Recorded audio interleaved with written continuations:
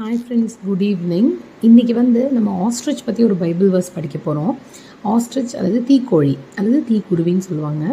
யோபு 39ஆம் அதிகாரத்தில் 17ஆம் வசனம். இப்போ நான் ரீட் பண்ணது தமிழ் கேத்தலிக் பைபிள்லேருந்து. கடவுள் அதை மதிமறக்க செய்தார், அறிவினில் அதற்கு பங்கு அளிப்பவர் இல்லை. கடவுள் தீக்குருவிக்கு அறிவை கொடுக்கலையாமா. என்ன அறிவை கொடுக்கலன்னா, அதோட குஞ்சுகளை பாதுகாக்கிற அறிவு. அது முட்டையிட்டுட்டு குஞ்சு பொறிச்சு குஞ்சுகள் பெருசாகிற வரைக்கும் அதை பேணி பாதுகாக்கணுங்கிற அறிவை கடவுள் அதுக்கு கொடுக்கலன்னு கடவுளே தான் சொல்கிறாரு இந்த அதிகாரத்தில். இப்போ இதோட இன்டெப்த் அந்த மீனிங் அதெல்லாம் உங்களுக்கு புரியணுன்னா நீங்கள் இந்த யோபு ஃபுல்லாக வாசித்து பார்க்கணும். நான் லிட்ரல் மீனிங்கை தான் சொல்ல வந்தேன். என்ன சொல்ல வந்தேன் அப்படின்னா, சில பேரண்ட்ஸ் அந்த மாதிரி ஹியூமன் பீயிங்ஸும் குழந்தைங்கள பார்க்கணும், மைண்ட்ஃபுல்லாக பேரண்டிங் பண்ணணுங்கிற அந்த இது இல்லாமல் இருப்பாங்க. கடவுள் அவங்களுக்கு அவ்வளோதான் நாலேஜ் கொடுத்துருப்பாரா இருக்கும்.